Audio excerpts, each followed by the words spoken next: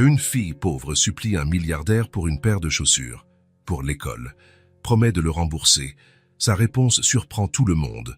Mathieu sortit de son immeuble de bureau à la Défense en ajustant sa cravate pour la 3e fois. Le tissu semblait trop serré, ou peut-être était-ce juste la sensation d'étouffement qui venait toujours après les réunions. Plus de chiffres, plus de graphiques, plus de projections. Encore un après-midi de perdu à parler de choses qui n'avaient pas vraiment d'importance. Le soleil de jeudi tapait fort sur l'asphalte parisien. Mathieu regarda sa montre, 15h30. Il pouvait prendre un taxi, comme il le faisait toujours, mais quelque chose le fit hésiter. Peut-être qu'une petite marche jusqu'au parking serait une bonne idée. Peut-être que l'air frais aiderait à chasser ce goût amer de sa bouche. Il desserra sa cravate et commença à marcher. Les rues étaient animées. Les gens passaient en hâte, chacun perdu dans son propre monde. Mathieu connaissait bien cette sensation. Depuis des années, il vivait ainsi, seul au milieu de la foule. Son entreprise grandissait, les profits augmentaient, mais il rentrait chaque soir dans un appartement vide. Il dînait seul, regardait la télévision seul, dormait seul. Était une vie organisée, prévisible, sans surprise, sans déception, rien du tout. Mathieu était presque arrivé à sa voiture quand il entendit une petite voix derrière lui. « Monsieur !» Il se retourna, un peu agacé. Probablement encore un vendeur à la sauvette ou quelqu'un qui demandait de l'argent. Mathieu avait déjà la réponse prête sur le bout de la langue. Mais quand il se retourna, les mots moururent dans sa gorge. Une petite fille blonde se tenait sur le trottoir à environ 2 mètres. Elle devait avoir 5 ans, peut-être moins. Ses cheveux dorés étaient attachés en 2 nattes mal faites et ses yeux bleu clair brillaient d'un mélange d'espoir et de peur. Mathieu baissa les yeux. Les chaussures de la petite fille étaient en piteux état. Ses baskets blanches, qui avaient dû être blanches un jour, étaient grises de saleté avec des trous sur les côtés et la semelle qui se décollait. On pouvait voir ses petits orteils à travers les trous. « Oui ?» dit-il, plus doucement qu'il ne l'avait prévu. La petite fille prit une profonde inspiration, comme si elle rassemblait tout le courage du monde. Ses petites mains tremblaient un peu. « Tout le monde se moque de moi. J'ai juste besoin de nouvelles chaussures pour l'école. » Elle baissa les yeux, agitant ses orteils dans ses vieilles chaussures. « Mes chaussures me font mal. » Mathieu sentit quelque chose d'étrange dans sa poitrine. À quand remontait la dernière fois que quelqu'un lui avait parlé avec autant de sincérité? À quand remontait la dernière fois que quelqu'un l'avait abordé sans vouloir quelque chose en retour? De l'argent, des faveurs, des contacts. La petite fille leva son visage et le regarda droit dans les yeux. Dans ses yeux bleus, Mathieu vit une détermination que peu d'adultes possédaient. « Quand je serai grande, je vous rembourserai. » Les mots sortirent avec une telle force que quelques personnes dans la rue se retournèrent pour regarder. La petite fille ne s'en soucia pas. Elle continua de fixer Mathieu, attendant une réponse. Quelque chose de très étrange se produisit dans la poitrine de Mathieu à ce moment-là. C'était comme si une porte, verrouillée depuis longtemps, avait grincé et s'était entr'ouverte. Une petite lumière, mais bien réelle, entra par cette ouverture. Il regarda autour de lui, essayant de comprendre ce qui se passait. De l'autre côté de la rue, il y avait un magasin de chaussures. L'enseigne rouge brillait sous le soleil de l'après-midi. « Comment t'appelles-tu » demanda-t-il. « Léa. »« Léa » répéta Mathieu, comme pour tester la sonorité du nom. « Viens avec moi, Léa. » Ils traversèrent la rue ensemble. Mathieu ne pouvait pas expliquer pourquoi il faisait cela. Ça ne faisait pas partie de sa routine. Ce n'était pas planifié. Ça n'avait aucun sens d'un point de vue financier ou logique. Mais pour la première fois depuis des années, il ne voulait pas analyser. Il voulait juste agir. Le magasin de chaussures était petit et sentait le cuir neuf. Le vendeur, un homme d'âge mûr avec des lunettes, s'approcha dès qu'ils entrèrent. « Bonjour, en quoi puis-je vous aider ?»« Nous avons besoin d'une paire de chaussures pour elle, » dit Mathieu en désignant Léa. La petite fille se tenait à côté de lui, encore un peu timide, mais les yeux brillants d'attente. Le vendeur mesura les pieds de Léa et apporta plusieurs options. Elle essaya une paire de chaussures noires, trop sérieuse pour une enfant. Puis, des baskets roses, jolies mais serrées. Finalement, le vendeur apporta une paire de baskets blanches avec des détails roses sur les côtés. Quand Léa enfila la 3e paire, ses yeux s'illuminèrent comme 2 étoiles. « Elles ne me font pas mal, dit-elle, en se levant et en faisant quelques pas dans le magasin. Regardez comme c'est doux. Elle courut d'un côté à l'autre, testant les nouvelles chaussures. Le vendeur sourit. Mathieu sourit. Et même les autres clients du magasin sourirent en voyant la joie de la petite fille. « Celle-ci, » dit Léa, en montrant ses pieds. « S'il vous plaît, monsieur. » Mathieu fit un signe de tête au vendeur. « Pouvez-vous emballer les vieilles chaussures ?» Bien sûr. Pendant que le vendeur préparait l'achat, Léa s'approcha de Mathieu. « Merci, » dit-elle tout bas. « Ma maman va être très contente. »« Ta maman ?»« Oui, elle travaille beaucoup, mais l'argent ne suffit jamais. Elle dit toujours qu'un jour elle m'achètera de nouvelles chaussures, mais... » Léa haussa les épaules. Elle est triste quand elle dit ça. Mathieu sentit à nouveau cette étrange sensation dans sa poitrine, plus forte cette fois. « Comment s'appelle ta maman ?»« Diane. » Mathieu paya la note, 45 €, qui ne signifiait rien pour lui, mais tout pour cette petite fille. Quand ils sortirent du magasin, Léa courut quelques mètres sur le trottoir, testant ses nouvelles chaussures. « Maintenant, personne ne se moquera de moi à l'école » cria-t-elle en tournant sur le trottoir. Mathieu l'observa, ressentant quelque chose qu'il n'avait pas ressenti depuis très longtemps. C'était comme si le monde avait soudainement pris des couleurs. Léa arrêta de tourner et s'approcha de lui. Sans prévenir, elle lui fit un câlin rapide et serré à la jambe. « Merci, gentil monsieur » dit-elle, avant de partir en courant. « Hé !» cria Mathieu. « Quel est ton nom de famille ?» Mais Léa avait déjà tourné au coin de la rue et disparu. Mathieu resta là quelques minutes, regardant l'endroit où elle avait disparu. Il toucha la jambe où elle l'avait serrée. Il pouvait encore sentir la petite chaleur de ses bras. Quand il arriva enfin à sa voiture, Mathieu ne pouvait s'empêcher de penser à la petite fille. À la façon dont elle avait dit « Quand je serai grande, je vous rembourserai », à la détermination dans ses yeux bleus, à la joie pure quand elle avait chaussé les nouvelles chaussures. Sur le chemin du retour, il se surprit à sourire dans les embouteillages. Les autres conducteurs ont dû penser qu'il était fou. Ce soir-là, Mathieu dînait seul comme toujours, mais quelque chose était différent. La nourriture semblait avoir plus de goût. La télévision, moins de bruit. L'appartement, moins vide. Avant de dormir, il se tint à la fenêtre, regardant la rue. Il avait fait une bonne action aujourd'hui. Il avait vraiment aidé quelqu'un. À quand remontait la dernière fois qu'il s'était senti ainsi? Mathieu sourit seul. 45 €, une somme insignifiante pour lui, avait transformé la journée d'une enfant. Il y avait quelque chose de réconfortant là-dedans. Pour la première fois depuis des années, Mathieu dormit avec un sentiment de paix. Et pour la première fois depuis des années, ses rêves ne portèrent pas sur des feuilles de calcul ou des réunions.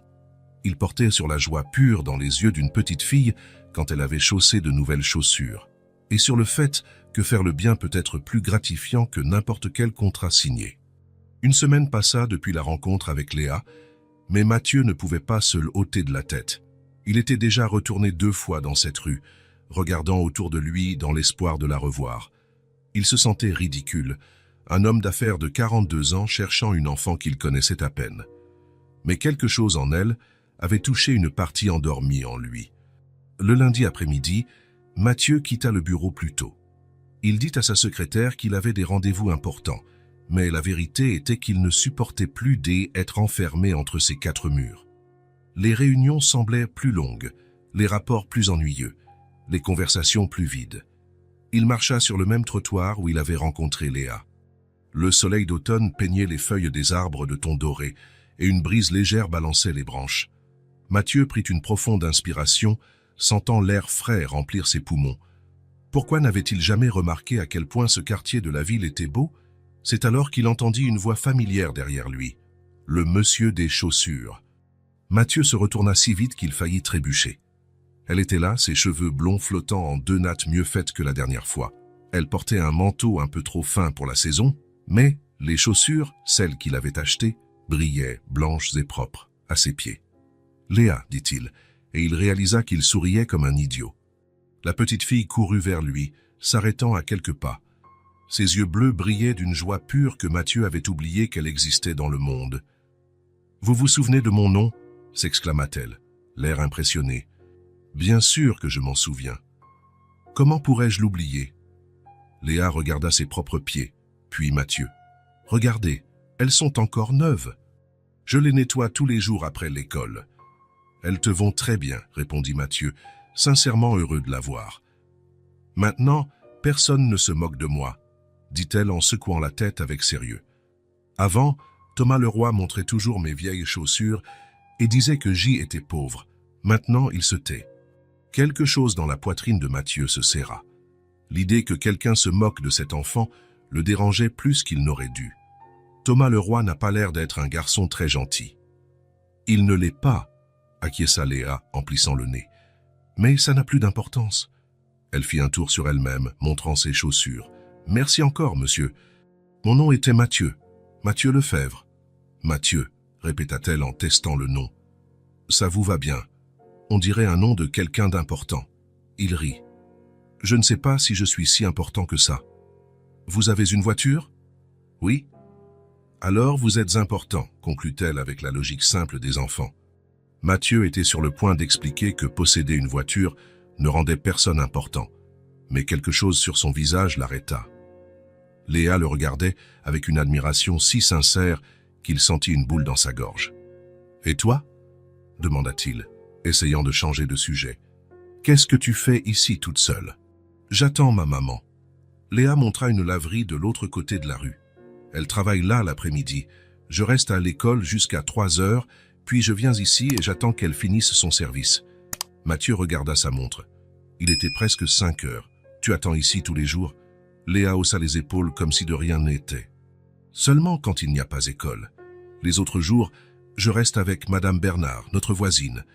Mais elle est malade aujourd'hui. » Quelque chose dans le ton désinvolte avec lequel Léa parlait d'attendre seule dans la rue pendant des heures fit se serrer le cœur de Mathieu.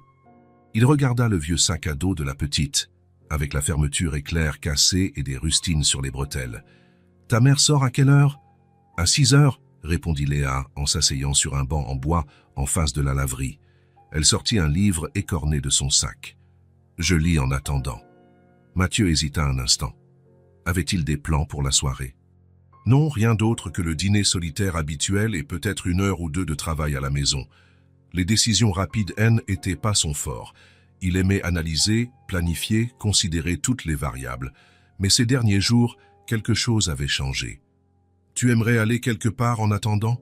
demanda-t-il avant de pouvoir changer d'avis. « On pourrait prendre un goûter ou… » Mathieu réalisa qu'il n'avait aucune idée de ce que les enfants de 5 ans aimaient faire. « Ou ce que tu préfères. » Les yeux de Léa écarquillèrent. « On peut aller au magasin de sacs à dos ?» demanda-t-elle, pleine d'espoir. « Je regarde toujours par la vitrine, mais je ne suis jamais entrée. » Mathieu sourit. « Bien sûr. On laisse un mot pour ta maman à la laverie d'abord ?» Ils traversèrent la rue ensemble. La laverie sentait l'adoucissant et la vapeur chaude. Derrière le comptoir, une femme d'une 30aine d'années pliait des draps avec une efficacité mécanique.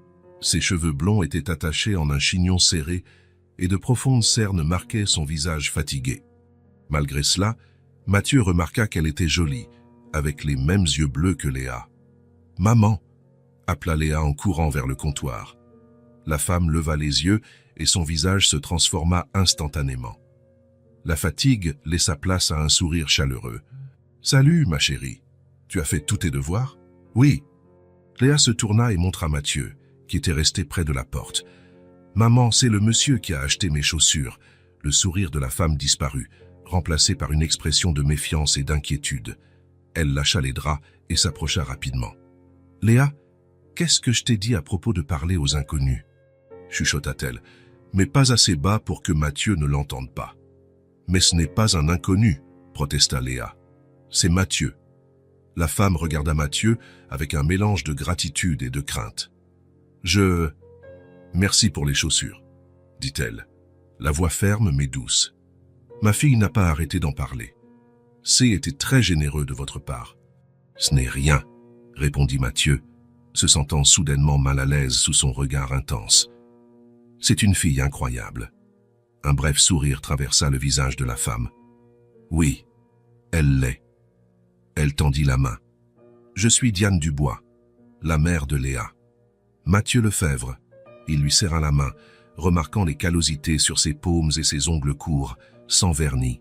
« Des mains de quelqu'un qui travaille dur. » Maman, Mathieu va m'emmener voir les sacs à dos, annonça Léa en sautant d'excitation. Je peux y aller? S'il te plaît, je peux y aller? Diane fronça les sourcils, regardant de Léa à Mathieu.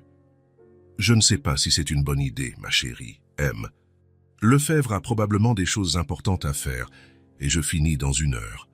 En fait, s'empressa de dire Mathieu, je n'ai aucun engagement, et ce serait un plaisir d'emmener Léa voir les sacs à dos.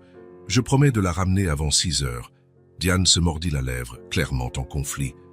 Mathieu comprit son dilemme. Faire confiance à un étranger ou décevoir sa fille. Il essaya de paraître le plus fiable possible, ce qui était ironique, considérant qu'il passait sa vie à conclure des affaires avec des gens qui ne lui faisaient pas confiance. « S'il te plaît, maman !» implora Léa. Après un moment d'hésitation, Diane acquiesça. « D'accord. Mais vous revenez ici à 6 heures pile, c'est compris? »« Promis, » dit Mathieu, ressentant une vague de soulagement et quelque chose d'autre, du bonheur. C'était étrange, mais il était sincèrement heureux de pouvoir passer plus de temps avec Léa. « Et toi, mademoiselle ?» Diane s'agenouilla devant sa fille. « Sois sage, obéis à M. Lefebvre et ne demande rien de plus que ce qu'il t'offre. Tu as compris ?»« Oui, maman, » répondit solennellement Léa. Avant de partir, Mathieu remarqua le regard inquiet de Diane. Elle lui confiait son bien le plus précieux, et il sentit le poids de cette responsabilité. Le magasin de sacs à dos se trouvait à 2 rues de là. Pendant le trajet, Léa parla sans arrêt de l'école, de ses amis, de son enseignante, Mademoiselle Lambert, qui avait les cheveux roux et portait des lunettes amusantes, et de comment les nouvelles chaussures avaient changé sa vie. Même Mademoiselle Lambert l'a remarqué. Elle a dit qu'elles étaient très belles et a demandé où nous les avions achetées. J'ai dit qu'un ange me les avait achetées. Mathieu rit. Un ange? Je ne suis pas sûr d'être vraiment ça. Les anges aident les gens, expliqua sérieusement Léa. Vous m'avez aidé, donc vous êtes comme un ange. La simplicité de sa logique le laissa sans voix. Le magasin de sacs à dos était petit, mais coloré. Des dizaines de modèles couvraient les murs, de toutes les tailles et couleurs. Les yeux de Léa brillèrent comme si elle entrait dans un parc d'attractions. « Regardez combien il y en a !» s'exclama-t-elle, tournant lentement pour tout voir. Le vendeur, un jeune homme avec des piercings au nez et aux sourcils, s'approcha. « Je peux vous aider ?»« Nous cherchons un sac à dos pour elle, » répondit Mathieu en indiquant Léa de la tête. « Nous avons plusieurs modèles pour enfants là-bas. » Le vendeur montra une section avec des sacs plus petits et plus colorés. « Lequel te plaît, petite ?» Léa marcha lentement entre les étagères, touchant les sacs avec révérence, comme s'ils étaient en cristal. Elle s'arrêta devant un sac bleu clair avec des étoiles argentées. « Il est magnifique, » chuchota-t-elle. Mathieu s'approcha et prit le sac. Il était de bonne qualité, avec un matériau résistant et des fermetures éclairs renforcées. « Tu veux l'essayer ?» Léa acquiesça, les yeux écarquillés. Mathieu l'aida à mettre le sac sur son dos et ajusta les bretelles. Il semblait avoir été fait pour elle. « Qu'en penses-tu » demanda-t-il, observant le visage concentré de la fillette. Léa fit quelques pas, sentant le poids du sac vide. Puis, elle se tourna vers le miroir sur le mur et regarda son propre reflet. Un lent sourire s'ouvrit sur son visage. « Il est parfait », dit-elle, presque sans voix. Mathieu n'eut pas besoin de réfléchir à 2 fois. « On prend celui-ci. » Pendant que le vendeur emballait l'achat, Léa resta silencieuse, regardant Mathieu avec une expression qu'il ne pouvait pas déchiffrer. « Qu'est-ce qu'il y a ?» demanda-t-il, intrigué. « Pourquoi faites-vous ça ?» demanda-t-elle, avec la curiosité directe des enfants. Mathieu réfléchit un moment. Pourquoi faisait-il ça? Il n'était pas connu pour ses actes de charité aléatoires. Il n'était pas du genre à se soucier des étrangers. Alors pourquoi se souciait-il tant de cette petite fille qu'il avait rencontrée par hasard? « Parce que tu mérites de bonnes choses, » répondit-il finalement. « Et parce que ça me rend heureux de pouvoir t'aider. » Léa parut satisfaite de la réponse. Elle prit sa main naturellement, comme s'il le faisait tous les jours. « Merci, Mathieu. » Le chemin du retour vers la laverie fut tranquille. Léa, maintenant plus calme, raconta à Mathieu son rêve. « Quand je serai grande, je veux être médecin, dit-elle, ajustant son nouveau sac à dos sur ses épaules. « Médecin?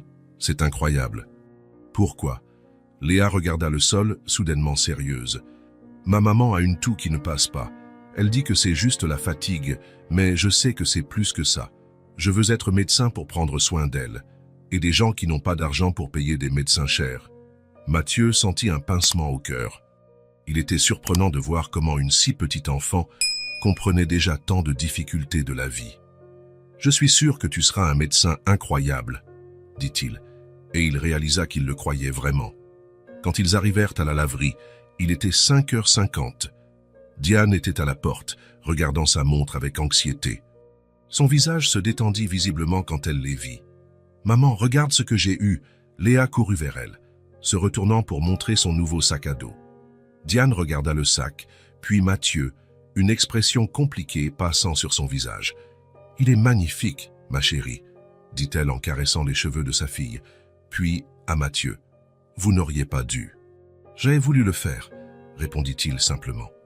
Diane sembla vouloir dire autre chose, mais elle hocha simplement la tête. « Nous devons y aller maintenant. Léa, remercie M.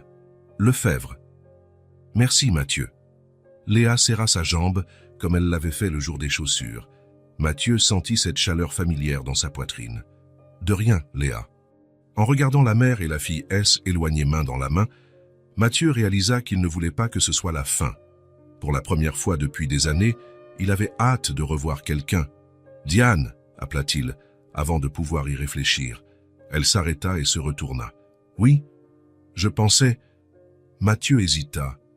Qu'était-il en train de faire? Léa a mentionné qu'elle avait besoin d'un nouveau manteau pour l'hiver. Diane fronça les sourcils. « Elle a dit ça? » « Pas exactement, mais j'ai remarqué que son manteau est petit et j'ai pensé... « M. Lefebvre » l'interrompit gentiment Diane.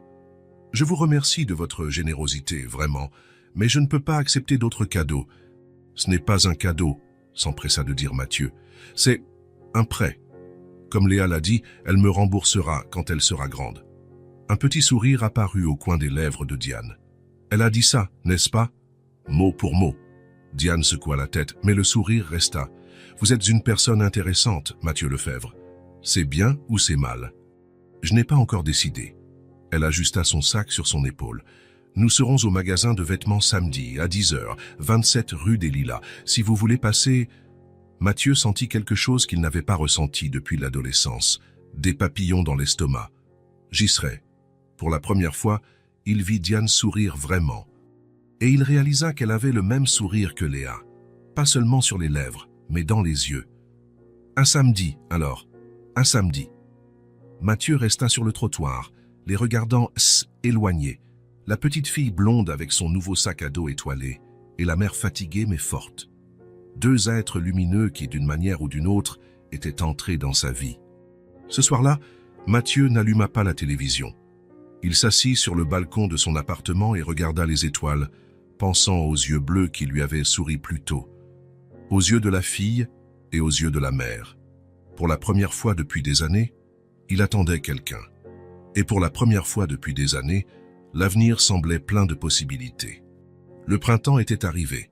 Les jours s'allongeaient, les arbres se couvraient de nouvelles feuilles, et Mathieu sentait qu'il renaissait aussi, d'une certaine manière. Près de 3 mois s'étaient écoulés depuis qu'il avait rencontré Léa pour la première fois, et sa vie avait plus changé qu'il n'aurait pu l'imaginer. Il avait maintenant une routine différente. Les lundis et jeudis, il allait chercher Léa à l'école et l'emmenait goûter avant de retrouver Diane à la laverie. Les samedis, il passait la matinée avec elle, que ce soit pour aider aux courses ou simplement pour se promener dans le parc. Son appartement, autrefois un lieu froid et vide, commençait à montrer des signes de changement. Sur la table basse, il y avait un petit vase avec des fleurs qu'il achetait lui-même chaque semaine. Sur le réfrigérateur, un dessin coloré que Léa avait fait à l'école, une maison jaune avec 3 personnages souriant devant. Mathieu était assis dans son bureau, essayant de se concentrer sur des rapports financiers. L'horloge indiquait 16 heures. Dans 1 heure, il irait chercher Léa à l'école. Il sourit en pensant à la petite fille courant pour le retrouver au portail, son sac à dos étoilé se balançant sur ses épaules. Le téléphone sonna, le tirant de ses pensées. M. Lefebvre. Madame Lambert de l'école primaire du quartier est sur la ligne 2, annonça sa secrétaire, Claire. Mathieu fronça les sourcils.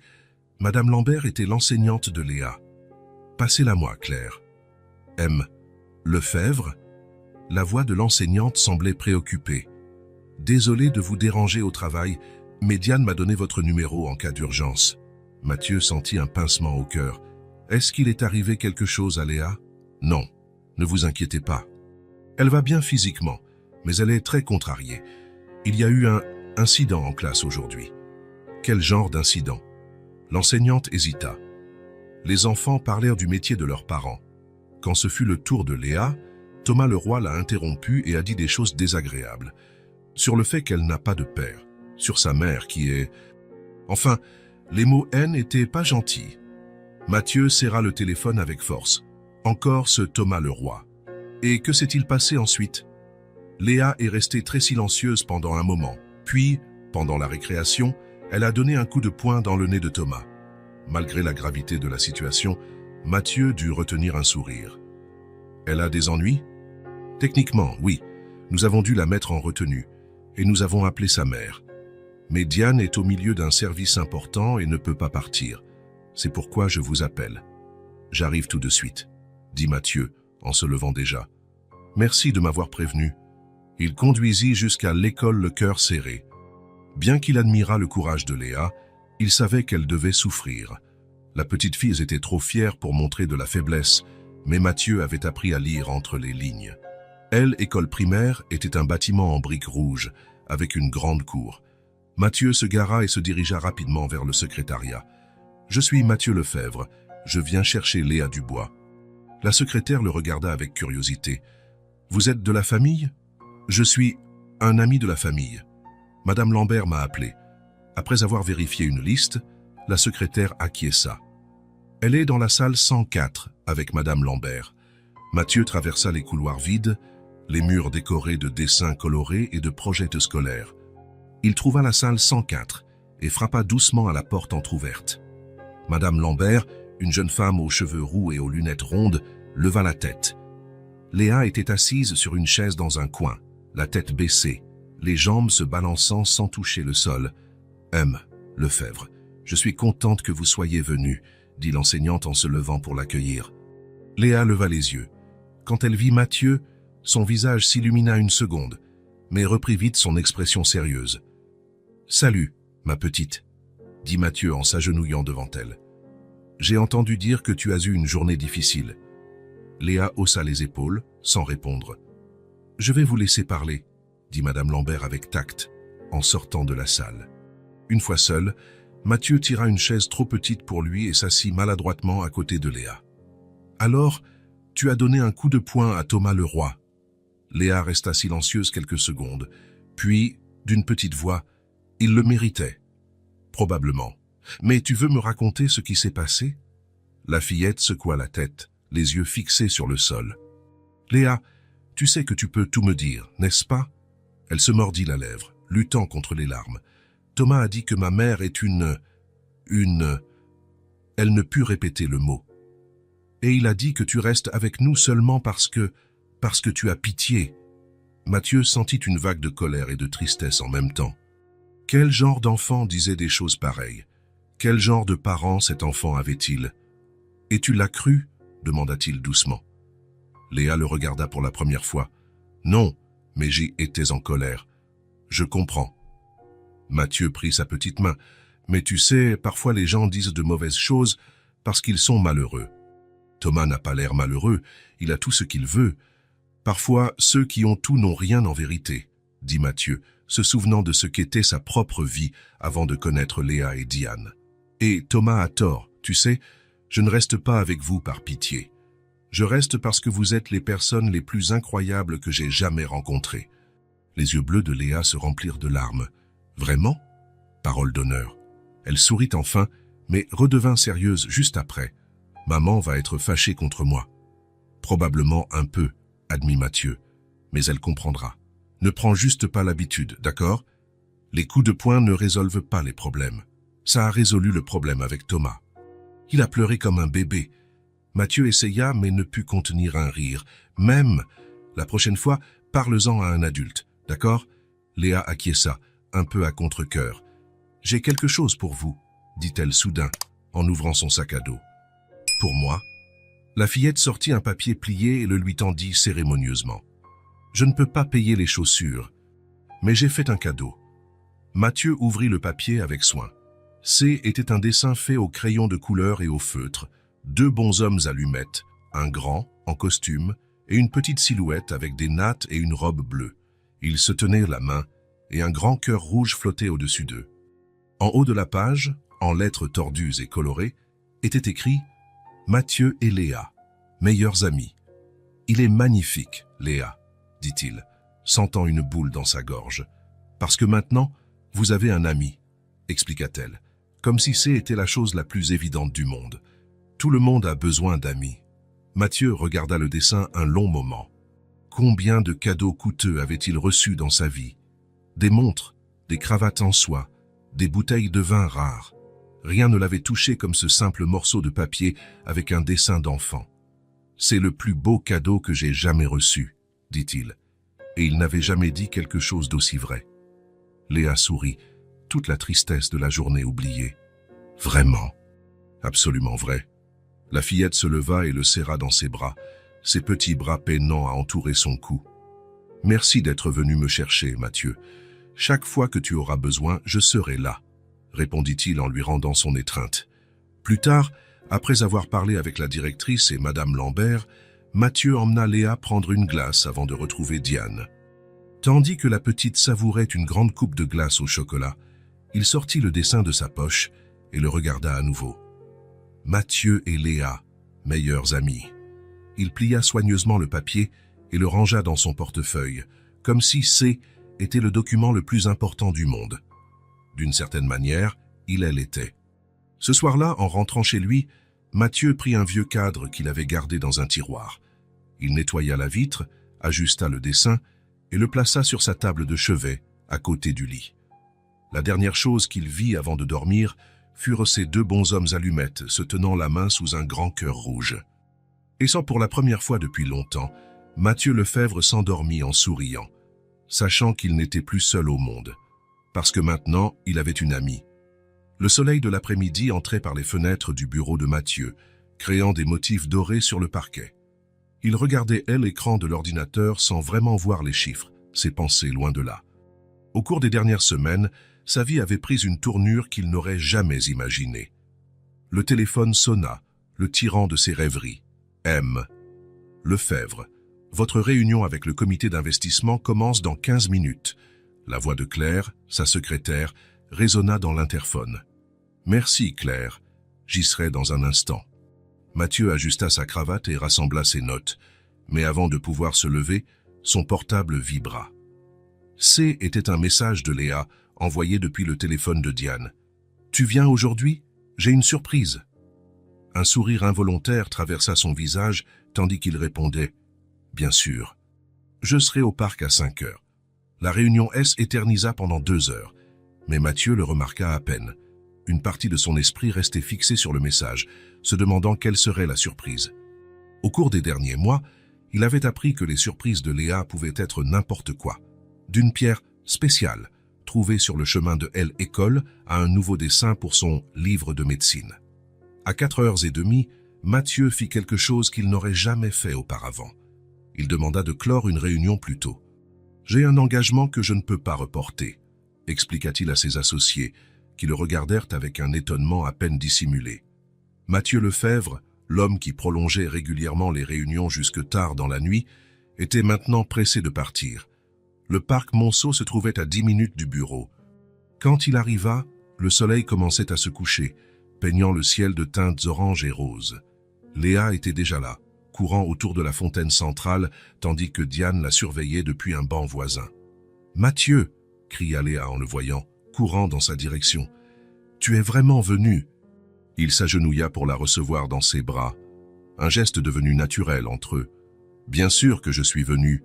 Je ne manquerai ta surprise pour rien au monde. » Diane s'approcha avec un sourire tranquille. Ces derniers temps, Mathieu avait remarqué un changement subtil en elle. Ses épaules semblaient moins tendues, son sourire venait plus facilement, et parfois ses yeux s'attardèrent sur lui d'une manière qui faisait battre son cœur plus vite. « Elle est excitée depuis l'école, » commenta Diane, en passant une mèche de cheveux derrière son oreille. « J'ai à peine réussi à la faire dîner. »« Et quelle est cette grande surprise ?» demanda Mathieu à Léa, qui sautillait pratiquement d'excitation. « Je ne peux pas le dire ici, répondit-elle, regardant autour d'elle comme si des espions pouvaient écouter. Il faut que ce soit chez nous. Mathieu regarda Diane, surpris. Ils se rencontraient toujours dans des lieux publics, le parc, des cafés, la bibliothèque. Jamais chez elle. Diane haussa les épaules, mais son sourire indiquait qu'elle était aussi impliquée que Léa dans la conspiration. « Je pense qu'il est temps que tu connaisses notre foyer, » dit-elle simplement. « Si tu n'as pas d'autres plans, bien sûr. »« Aucun plan ne pourrait être plus important, » répondit-il avec sincérité. L'appartement se trouvait à quelques rues du parc, dans un immeuble modeste mais bien entretenu. Mathieu les suivit jusqu'au 3e étage, observant comment Léa montait les marches en sautillant et comment Diane gardait une main protectrice près du dos de sa fille, prête à la retenir si elle trébuchait. « Appartement 12, » annonça Léa en arrivant dans le couloir. « Notre petit coin. » Diane ouvrit la porte et Mathieu sentit une pointe de nervosité. Entrer chez elle signifiait franchir une frontière, être admis dans un espace intime que peu de gens connaissaient. L'appartement était petit, mais étonnamment accueillant. Le salon avait un canapé 2 places avec des coussins colorés, une étagère avec des livres d'occasion et quelques plantes en pot. Au mur, des photos de Léa à différents âges, bébé, petit enfant, à son premier jour d'école. « Ce n'est pas grand-chose, » dit Diane, avec une touche d'insécurité dans la voix. « Mais c'est chez nous. »« Ben parfait, » répondit Mathieu, et c'était vraiment le cas.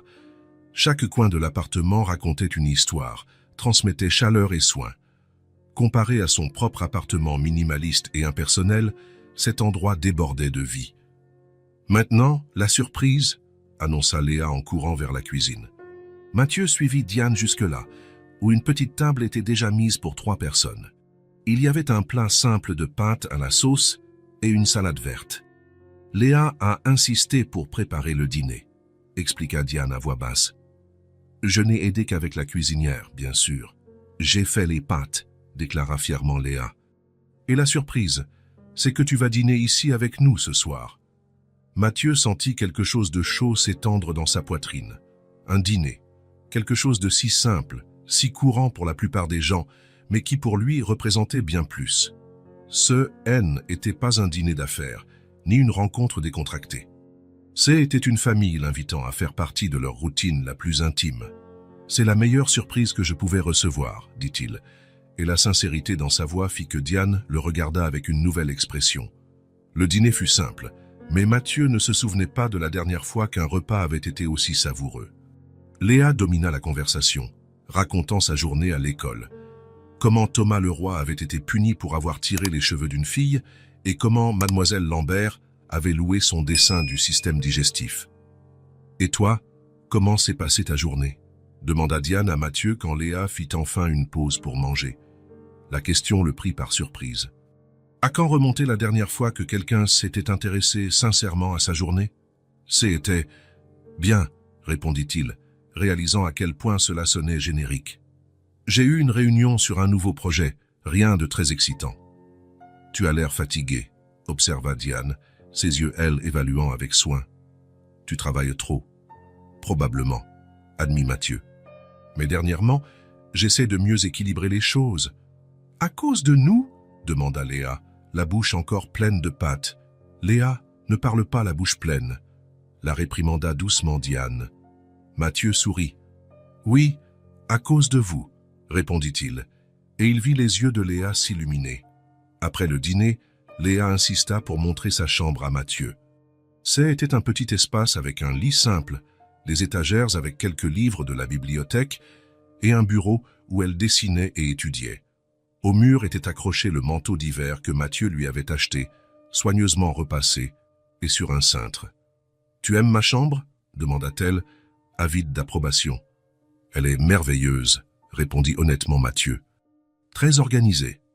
Maman dit que les médecins doivent être organisés. » Quand ils retournèrent au salon, Diane était sur le petit balcon, regardant le ciel nocturne. Léa, fatiguée après toute cette excitation, bâilla profondément. « Je crois qu'il est temps que quelqu'un aille au lit, » dit Diane en rentrant. « Mais il est encore tôt, » protesta automatiquement Léa, bien que ses yeux fussent déjà lourds. « Il est presque 9 heures, et demain il y a école, » répondit Diane avec fermeté, mais tendresse. « Va te brosser les dents. J'arrive dans une minute. » À contre-cœur, Léa obéit, non sans avoir fait un câlin serré à Mathieu. « Tu seras là quand je me réveillerai ?» demanda-t-elle, le regardant avec espoir. La question prit Mathieu au dépourvu. Il regarda Diane, incertain. « Non, ma chérie, » répondit Diane pour lui. Mathieu a sa propre maison pour dormir, mais peut-être qu'il reviendra dîner un autre jour. « Promis ?» demanda Léa à Mathieu. « Promis », répondit-il, sentant le poids et le réconfort de cette promesse. Quand Léa fut enfin dans sa chambre, Diane offrit à Mathieu une tasse de café. Ils s'assirent sur le petit balcon, observant les lumières de la ville et sentant la brise nocturne. « Elle t'adore, tu sais », dit Diane après quelques instants de silence confortable. « Le sentiment est réciproque », répondit Mathieu, regardant la tasse dans ses mains. « Elle est incroyable. Tu as fait un travail incroyable en l'élevant. » Diane le regarda, ses yeux reflétant les lumières de la ville. « Ce n'a pas été facile, » admit-elle. « Ça ne l'est toujours pas, mais chaque sacrifice en vaut la peine quand je vois son sourire. »« Tu ne parles jamais de son père, » commenta Mathieu et le regretta immédiatement. « Désolé, ça ne me regarde pas. »« Non, ça va, » dit Diane, le surprenant. « Il n'y a pas grand-chose à dire. Il n'était pas prêt à être père. Il est parti avant même qu'elle ne naisse. » Mathieu sentit une vague de colère envers cet homme inconnu qui avait abandonné deux personnes si extraordinaires. « Il ne sait pas ce qu'il a perdu, » dit-il avec conviction. Diane sourit, un sourire triste mais résigné. « Pendant longtemps, j'y étais en colère. Puis j'ai juste accepté. C'est Léa et moi contre le monde. » Elle fit une pause, le regardant droit dans les yeux. « Ou du moins, c'était le cas, jusqu'à ce que tu apparaisses. » Le cœur de Mathieu s'accéléra. « Diane, je... » Elle leva doucement la main, l'interrompant. « Nous n'avons pas besoin de définir ça, quoi que ce soit. Je voulais juste que tu saches que... » Elle prit une profonde inspiration, comme pour rassembler son courage. « Merci. Tu lui as apporté plus que des choses. Tu lui as apporté la paix. » Mathieu sentit une boule dans sa gorge. « Comment ça ?»« Avant que tu n'apparaisses, Léa se sentait toujours différente des autres enfants. Incomplète, d'une certaine manière. » Diane regarda à l'intérieur de l'appartement, en direction de la chambre de sa fille. « Depuis que tu es entré dans nos vies, elle a plus confiance en elle. Elle sourit plus. Elle se sent normale. » Mathieu absorba ces mots, sentant leur poids et leur importance. « Vous m'avez donné ce que je n'ai jamais eu, » répondit-il finalement.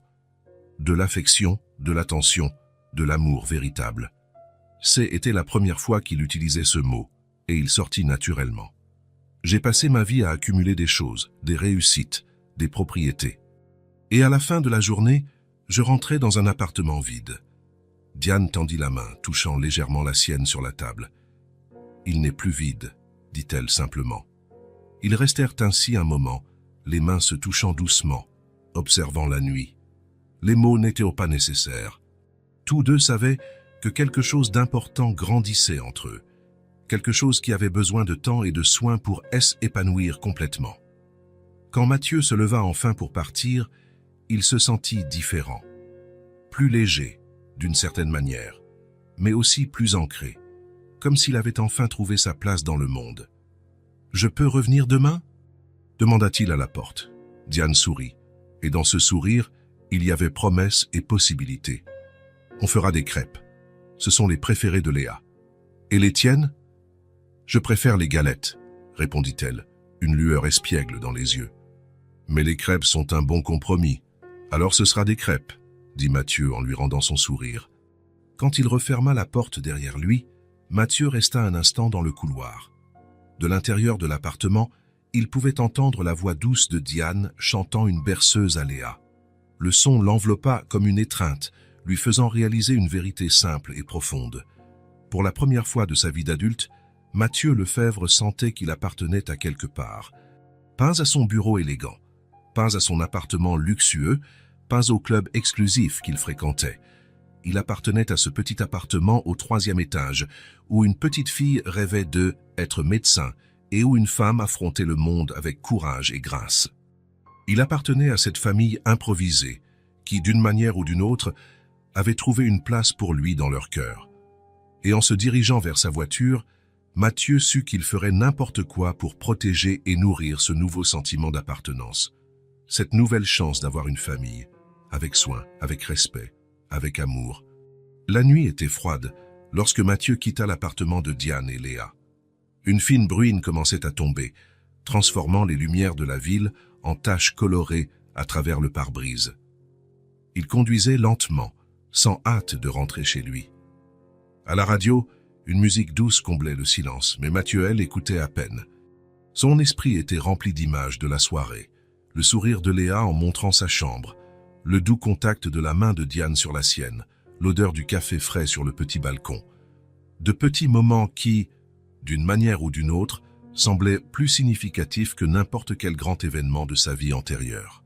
Au feu rouge, Mathieu ouvrit la boîte à gants pour prendre un mouchoir. C'est alors que ses doigts touchèrent à quelque chose qu'il avait oublié là, le dessin que Léa lui avait donné des semaines auparavant. Il le prit avec précaution, dépliant le papier déjà un peu froissé sur les bords. Là se trouvaient les deux bonshommes allumettes, un grand en costume et une petite silhouette avec des nattes et une robe bleue, main dans la main, avec un grand cœur rouge flottant au-dessus d'eux. Mathieu et Léa, meilleurs amis, disait l'inscription en lettres colorées et tordues. Le feu passa au vert, mais Mathieu ne bougea pas immédiatement. Il resta à regarder ce dessin simple qu'une enfant avait fait pour lui. Un cadeau sans valeur monétaire, mais d'une valeur émotionnelle qu'il ne pouvait calculer.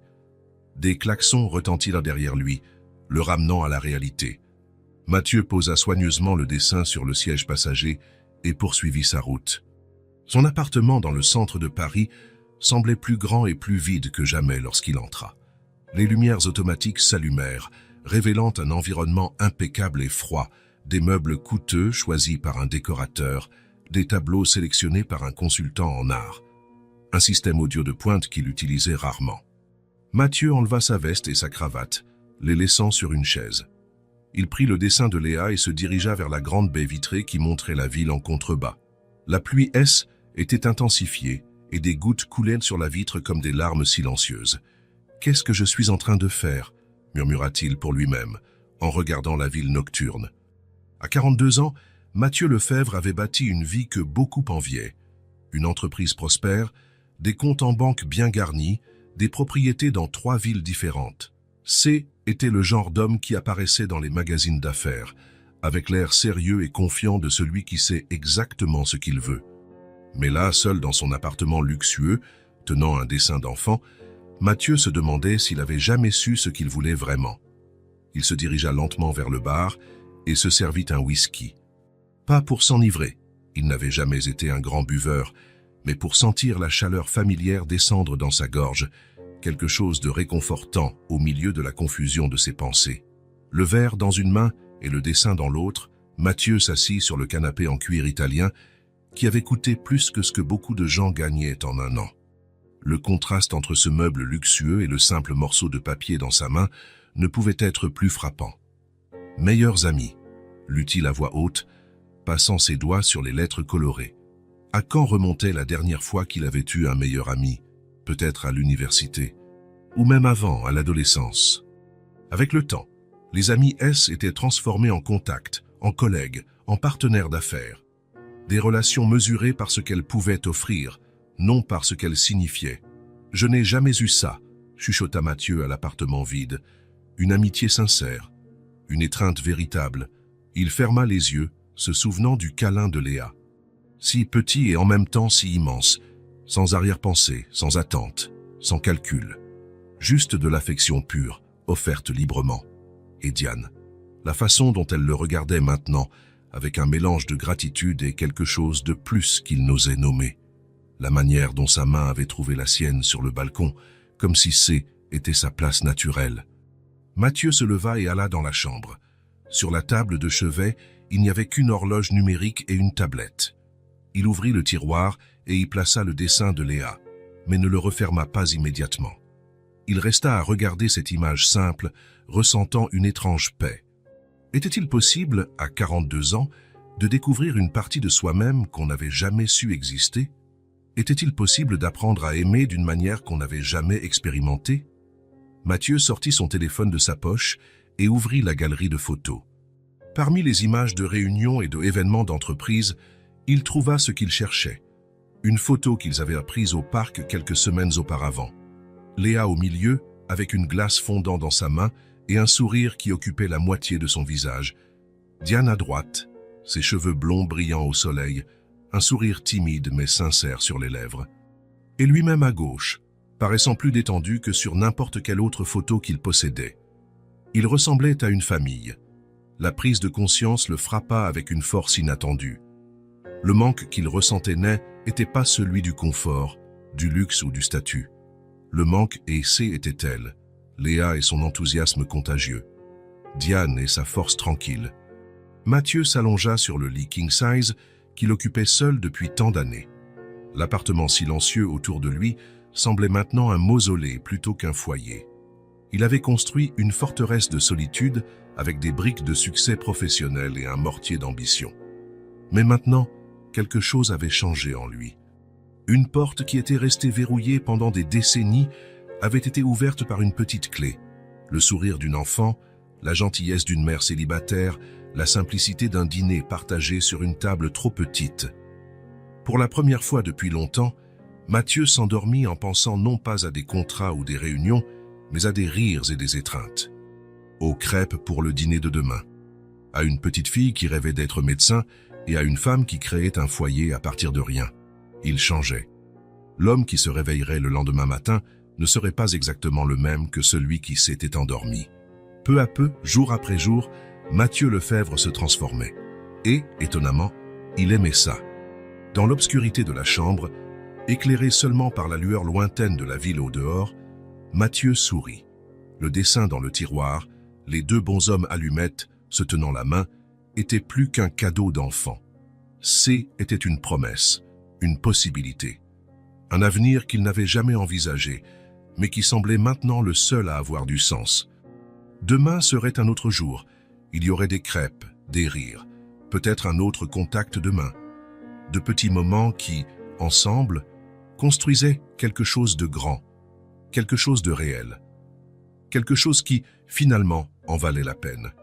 Les jours se transformèrent en semaines et les semaines en mois. Presque sans s'en rendre compte, Mathieu avait créé une nouvelle routine. Les lundis et jeudis étaient sacrés, des jours où il allait chercher Léa à l'école et l'emmenait goûter avant de retrouver Diane.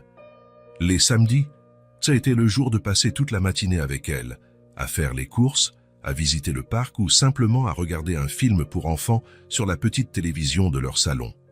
Et puis, sans annonce formelle, les mardis et vendredis devinrent aussi des jours de visite. Bientôt, seuls les mercredis et les dimanches, Mathieu les passait dans son propre appartement. Et même ces jours-là, il échangeait constamment des messages avec Diane et parlait à Léa au téléphone avant de dormir. Ce mardi d'automne, Mathieu quitta le bureau plus tôt. Une réunion importante était prévue pour la fin de l'après-midi, mais il la délégua à son vice-président sans hésiter. Des années auparavant, cela aurait été impensable. Maintenant, cela semblait la chose la plus naturelle du monde.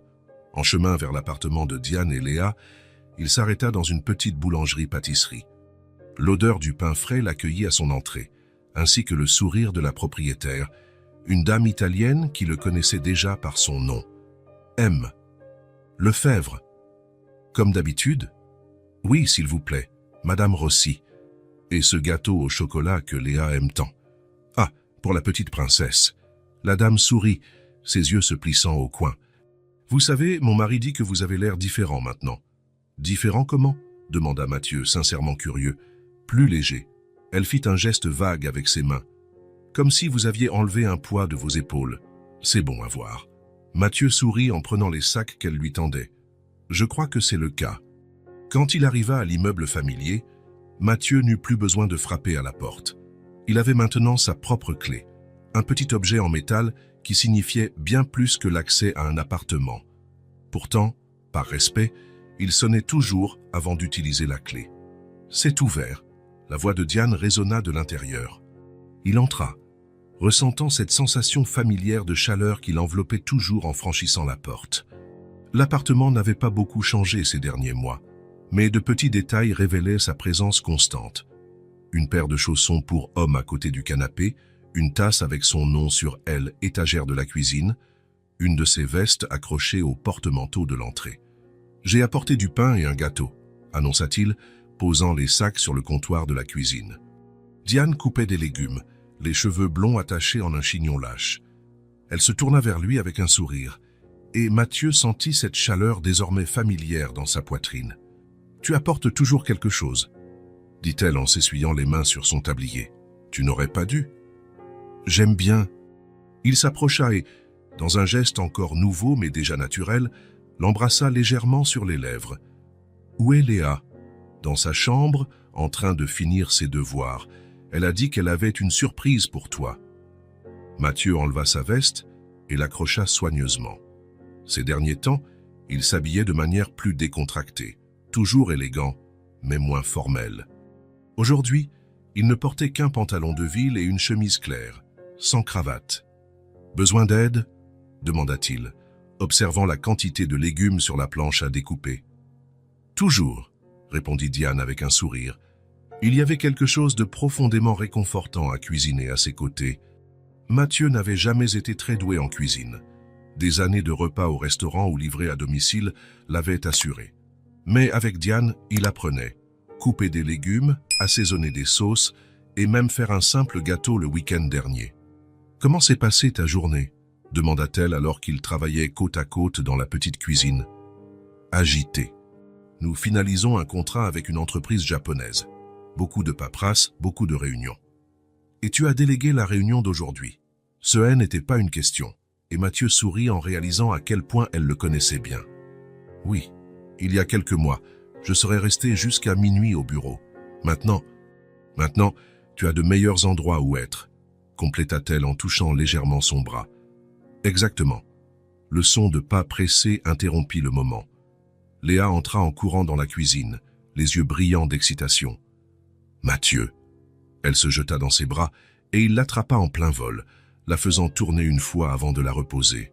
« Tu as apporté du gâteau ?»« Léa, d'abord tu dis bonjour correctement, ensuite tu demandes les cadeaux, » la réprimanda doucement Diane. « Mais je savais déjà qu'il en avait apporté. J'ai senti l'odeur, » protesta Léa, mais elle sourit bientôt à Mathieu. « Salut, Mathieu. Comment s'est passée ta journée ?» Il rit de cette soudaine formalité. « Elle a été bonne, ma petite. Et la tienne ?»« Génial. J'ai eu la meilleure note en maths, et Madame Lambert a dit que mon dessin du système solaire était le meilleur de la classe. » Elle fit une pause dramatique. Et Thomas Leroy s'est excusé. Cela prit Mathieu par surprise. « Thomas Leroy ? Le même qui… » « Oui, celui-là même, » confirma Diane en haussant les sourcils. Apparemment, son père a vu comment il traitait Léa lors de la dernière réunion parents-professeurs, et il était furieux. « Il m'a donné un chocolat et a dit qu'il était désolé d'avoir été méchant, » ajouta Léa d'un air important. J'ai dit que C était d'accord, mais qu'il devait être gentil avec tout le monde, pas seulement avec moi. Mathieu sentit une vague de fierté si intense qu'elle le déséquilibra presque. C était très mature de ta part, Léa. Elle haussa les épaules, mais son sourire révéla qu'elle était satisfaite du compliment. « Je peux couper le gâteau ?» « Après le dîner, » répondirent Diane et Mathieu à l'unisson, puis ils rirent de leur synchronisation. Le dîner fut comme toujours, simple mais délicieux. Ratatouille avec du riz, la spécialité de Diane. Pendant qu'ils mangeaient, Léa domina la conversation, racontant sa journée à l'école, ses plans pour le week-end et comment elle économisait son argent de poche pour acheter un livre d'anatomie. Mathieu observait la mère et la fille, ressentant une paix qu'il n'avait jamais connue auparavant.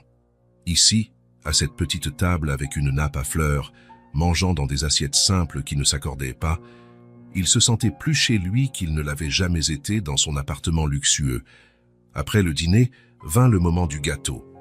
Léa coupa de généreuses parts pour tout le monde, et ils s'assirent dans le salon pour les savourer. « Tu veux encore du gâteau ?» demanda Léa à Mathieu quand il finit sa part, se préparant déjà à courir à la cuisine.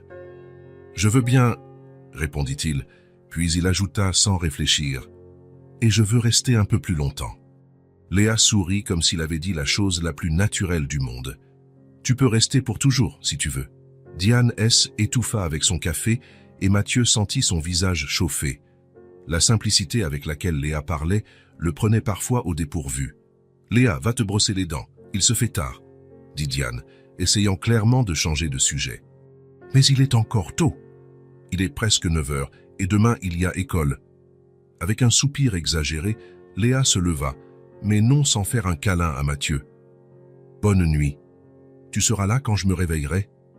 La question, si simple et directe, toucha quelque chose de profond en lui. Pas cette fois, ma petite, mais je serai là demain pour le dîner. Promis? Promis? Quand Léa fut enfin dans sa chambre, Mathieu et Diane restèrent seuls dans le salon. Un silence confortable s'installa entre eux, le genre de silence qui n'existe qu'entre des personnes qui se sentent complètement à l'aise l'une avec l'autre. « Elle t'adore », dit finalement Diane, s'adossant au canapé. « Le sentiment est réciproque. » Mathieu sourit, se penchant pour prendre sa main.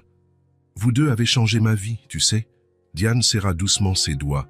« Toi aussi tu as changé la nôtre. » Mathieu regarda autour de la pièce, absorbant les détails qu'il avait appris à aimer. Les rideaux faits main, les coussins colorés, les plantes aux fenêtres. Ses yeux se posèrent sur une photo sur l'étagère qu'il n'avait jamais remarquée auparavant. Elle était partiellement cachée derrière un vase, comme si elle avait été placée là il y a longtemps puis oubliée. « Quelle est cette photo ?» demanda-t-il en la montrant du doigt. Diane suivit son regard et sourit. « Ah, c'est une vieille photo. Laisse-moi la prendre. » Elle se leva et se dirigea vers l'étagère, retirant soigneusement le cadre poussiéreux. Quand elle revint au canapé, elle le tendit à Mathieu. La photo montrait deux jeunes femmes, probablement au début de la vingtaine, enlacées et souriant à l'appareil photo. Toutes deux portèrent des jeans et des t-shirts, les cheveux flottant au vent. Derrière elles, on voyait ce qui semblait être un campus universitaire. « C'est ma mère », dit Diane, en montrant la femme blonde à gauche, et ça, était sa grande amie à l'université. Elles étaient inséparables, d'après ce que maman me racontait. Mathieu regarda plus attentivement l'autre femme sur la photo. Elle avait les cheveux foncés et les yeux clairs, un large sourire qui semblait illuminer tout son visage. Il y avait quelque chose de familier en elle, quelque chose qui... Et puis il réalisa. Le choc le laissa momentanément sans voix. « Celle-ci, » commença-t-il, la voix légèrement tremblante. « Celle-ci, c'est ma mère. » Ce fut au tour de Diane d'être sous le choc. « Quoi? L'amie de ma mère s'appelait Élisabeth Lefebvre. » Mathieu hocha la tête, fixant toujours la photo. « Élisabeth Lefebvre, ma mère. » Ils se regardèrent, tous deux en train de digérer cette coïncidence incroyable. « Mais comment ?» commença Diane, incapable de terminer sa question. « Je ne sais pas. » Mathieu secoua la tête, regardant à nouveau la photo. « Ma mère n'a jamais mentionné d'amie spéciale de l'université.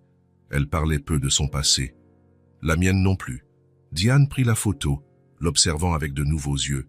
« Elle est morte quand j'avais 16 ans. Un cancer. Je suis désolé. » Mathieu posa sa main sur la sienne. « La mienne est morte il y a 5 ans. Une crise cardiaque. » Ils restèrent en silencieux un moment, absorbant l'étrange connexion qu'ils venèrent de découvrir. « Mathieu ?» La voix de Léa les surprit. Elle se tenait à la porte de sa chambre, en pyjama à ourson. « Tu pleures ?» C'est alors seulement que Mathieu réalisa qu'il avait les larmes aux yeux. Il les essuya rapidement. « Non, ma petite, je suis juste ému par une découverte. » Léa s'approcha, curieuse, regardant la photo dans les mains de Diane. « Qui sont-elles? C'est ma mère, ta grand-mère que tu n'as jamais connue, » expliqua Diane en montrant du doigt. « Et celle-ci, incroyablement, c'est la mère de Mathieu. » Les yeux de Léa s'écarquillèrent. « Ta mère est la mère de Mathieu ?» Elle les regarda l'un après l'autre, traitant l'information. Puis, un lent sourire s'ouvrit sur son visage. « C'est trop cool. Elles étaient amies. Maintenant, on l'est aussi. » La simplicité de l'observation fit rire Mathieu, un rire léger et sincère, comme il n'en avait pas eu depuis longtemps. « Oui, je suppose que oui. Le monde est vraiment petit. » « Ce n'est pas une coïncidence, » déclara Léa avec la certitude absolue que seuls les enfants possèdent. « C'est le destin. » Diane et Mathieu échangèrent un regard, et il vit dans ses yeux la même émotion qu'il ressentait. « Tu as peut-être raison, ma petite, » dit-il doucement. Après que Léa se soit finalement endormie, Mathieu et Diane restèrent éveillés tard, essayant d'en savoir plus sur l'amitié de leur mère. Ils trouvèrent quelques vieilles lettres dans une boîte que Diane gardait, confirmant qu'Élisabeth et Catherine avaient été les meilleures amies à l'université.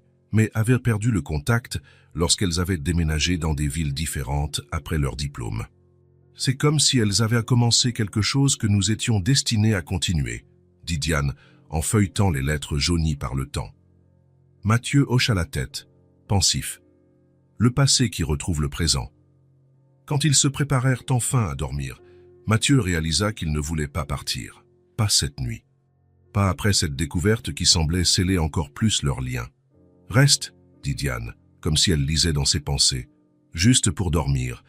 Léa sera heureuse de te voir au petit déjeuner. » Et ainsi, pour la première fois, Mathieu passa la nuit dans le petit appartement. Le canapé était inconfortable pour son grand corps, mais il s'en fichait. Il s'endormit en écoutant les doux bruits de la maison, le tic-tac de l'horloge murale, le léger bourdonnement du réfrigérateur, la respiration rythmée de Diane et Léa dans les chambres voisines. Là, entre des assiettes simples et des voix douces, entre le passé redécouvert et le présent accueillant, Mathieu Lefebvre se sentait enfin chez lui. Pas dans un lieu, mais dans un sentiment. Le sentiment d'appartenir, d'être aimé, d'être enfin là où il devait être. Était un jeudi d'hiver, lorsque Mathieu réalisa que quelque chose n'allait pas. Il avait prévu de chercher Léa à école, comme il le faisait 2 fois par semaine, mais en arrivant au portail, la fillette n'attendait pas à l'endroit habituel. Inquiet, il chercha Madame Lambert. « M. Lefebvre, Léa est partie plus tôt aujourd'hui », expliqua l'enseignante en ajustant ses lunettes. La directrice a reçu un appel de leur voisine, Madame Bernard. Il semble que sa mère ne se sentait pas bien. Le cœur de Mathieu s'accéléra. « Merci », dit-il rapidement, se retournant déjà pour partir. Il conduisit jusqu'à l'appartement en un temps record, ignorant les limitations de vitesse qu'il respectait normalement. L'immeuble familier n'avait jamais semblé aussi loin. Quand il se gara enfin, il courut jusqu'au 3e étage sans attendre l'ascenseur. Il frappa à la porte, mais il n'y eut pas de réponse. Il utilisa sa clé, entrant précipitamment. « Diane ? Léa ? On est là !» La petite voix de Léa vint de la chambre. Mathieu trouva Diane allongée sur le lit, avec Léa assise à côté d'elle, tenant un verre d'eau avec un soin excessif pour ne pas en renverser. Le visage de Diane était pâle, avec des rougeurs sur les joues, et sa respiration semblait difficile, entrecoupée d'une toux sèche et douloureuse. « Mathieu !» Elle tenta de s'asseoir, mais fut empêchée par une nouvelle quinte de toux. « Ne fais pas d'effort, » dit-il en s'approchant du lit.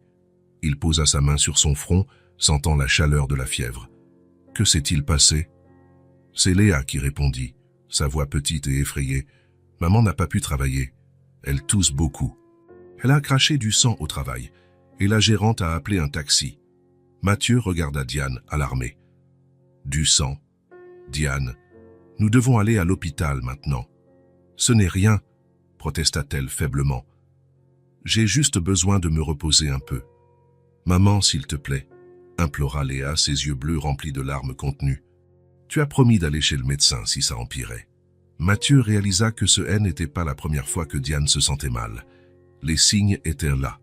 La toux persistante qu'il avait remarquée ces dernières semaines, la fatigue croissante, les pauses pour reprendre son souffle après avoir monté les escaliers.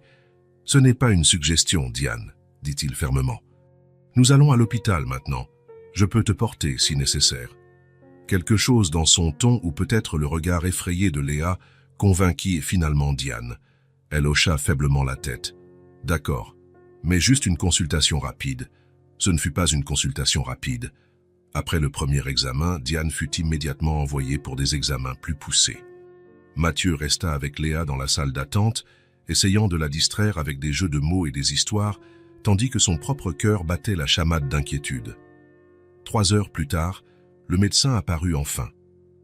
Le docteur Moreau, un homme d'âge mûr aux yeux gentils derrière des lunettes carrées, demanda à parler à Mathieu en privé.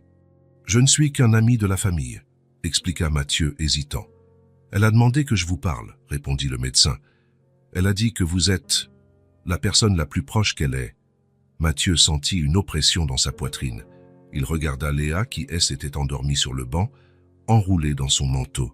« Je reste juste ici, je peux te voir », dit-il à la fillette, qui hocha la tête d'un air endormi. Ils éloignèrent de quelques pas seulement.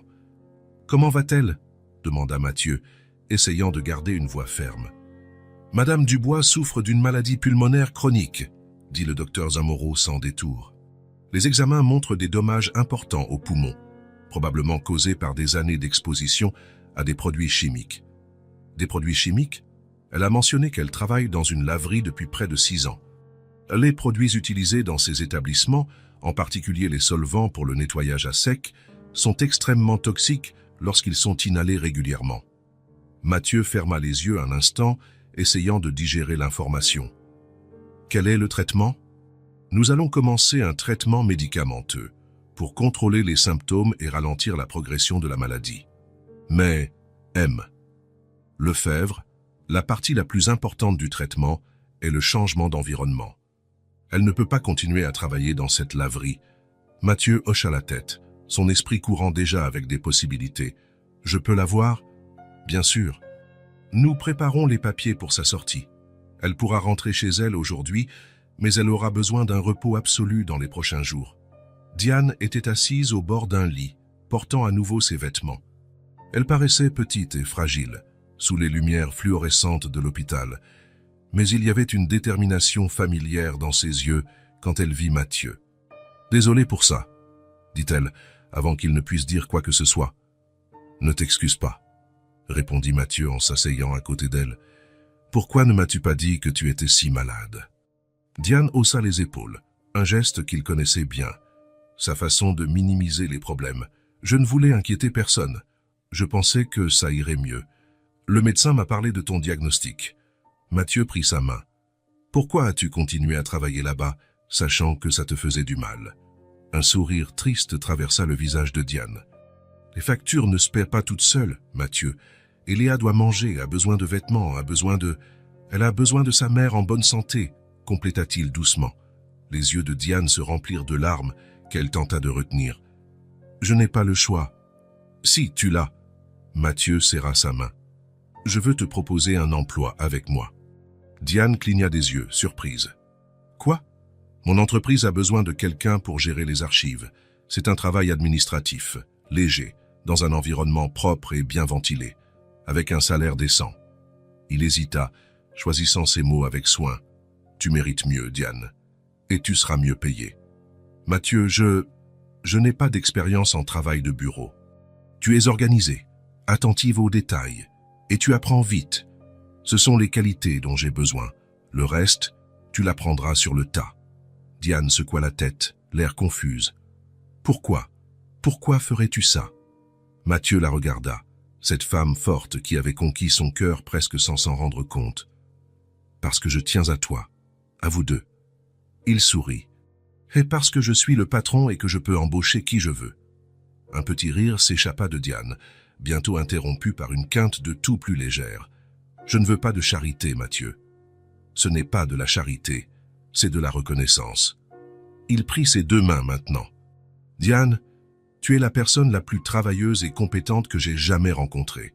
Ce serait un privilège de t'avoir dans mon équipe. » Ses yeux cherchèrent les siens, en quête de tout signe de pitié ou d'obligation. Ne trouvant rien d'autre que de la sincérité, elle acquiesça finalement. « D'accord, j'accepte temporairement. Jusqu'à ce que je trouve quelque chose par moi-même. » Mathieu sourit, sachant que C était le maximum qu'il obtiendrait pour l'instant. « Entendu. Tu commenceras quand tu seras rétabli, sans précipitation. » Sur le chemin du retour, Léa dormit sur la banquette arrière de la voiture, épuisée par le stress de la journée. Diane regardait par la fenêtre, observant les lumières de la ville passer en taches colorées. « Elle a eu si peur, » dit-elle tout bas. « Quand j'ai commencé à cracher du sang, son visage, sa voix se brisa. »« Les enfants sont plus forts qu'on ne le pense, » répondit Mathieu, regardant brièvement dans le rétroviseur où il pouvait voir Léa endormie.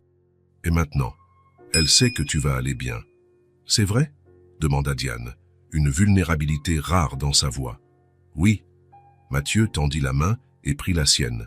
« Je te le promets. » Les semaines suivantes furent des semaines d'ajustement. Diane passa les premiers jours au repos absolu, suivant les ordres du médecin à la lettre, plus pour Léa que pour elle-même. Mathieu réorganisa son emploi du temps pour être présent le plus possible, apportant les repas, aidant aux tâches ménagères, emmenant et ramenant Léa de l'école. Claire, sa secrétaire, haussa les sourcils lorsqu'il annonça l'embauche de Diane, mais ne posa pas de questions. Elle sourit simplement et dit « Je préparerai tout pour quand elle pourra commencer. » Un mois plus tard, Diane entra pour la première fois dans l'immeuble de l'entreprise de Mathieu. Elle portait un ensemble simple mais élégant qu'ils avaient acheté ensemble. Un pantalon de ville gris et un chemisier bleu clair.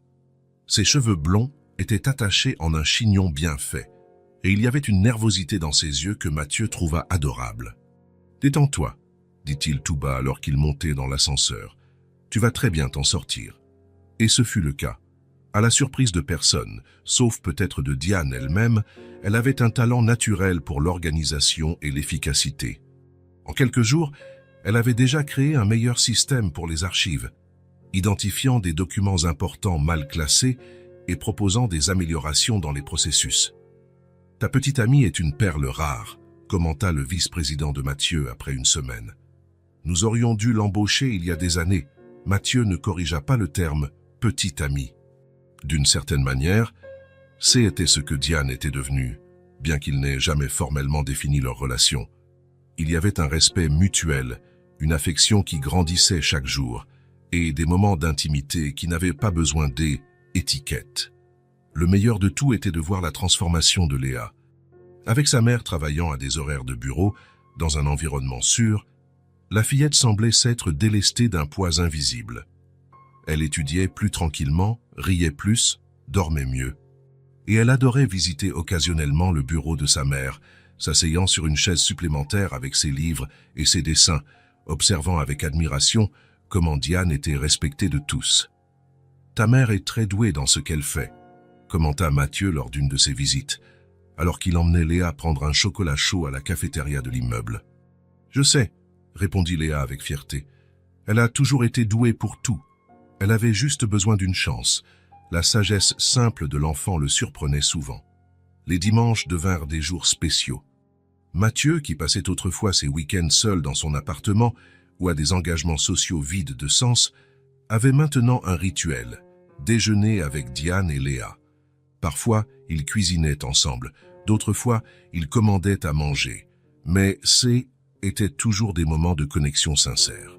Lors d'un de ces dimanches, alors qu'ils faisaient la vaisselle ensemble après le déjeuner, Léa était allée jouer avec une amie de l'immeuble. Diane regarda Mathieu avec une expression pensive. « Tu sais ce que Léa m'a dit hier soir ?»« Quoi ?»« Qu'on a l'impression que tu as toujours fait partie d'ici. » Diane sourit, lui passant une assiette mouillée à sécher. « Et tu sais, je crois qu'elle a raison. » Mathieu sentit une chaleur familière se répandre dans sa poitrine. « Peut-être, parce qu'ici, c'est là que je suis moi-même. » Diane arrêta ce qu'elle faisait et se tourna vers lui. « Et qui es-tu vraiment, Mathieu Lefebvre ?» Il réfléchit un instant, songeant à la façon dont sa vie avait changé ces derniers mois. Comment l'homme ambitieux et solitaire qu'il était était transformé en quelqu'un qui trouvait de la joie dans les choses les plus simples, le sourire d'une enfant, le doux contact d'une main, le réconfort d'appartenir. « Quelqu'un qui a enfin compris ce qui compte vraiment, » répondit-il, posant le torchon et touchant son visage avec délicatesse. Quelqu'un qui n'a plus besoin de faire semblant. Le baiser qu'ils partagèrent fut différent des précédents, plus profond, plus significatif. Une promesse silencieuse que, quoi qu'il advienne, ils y feraient face ensemble.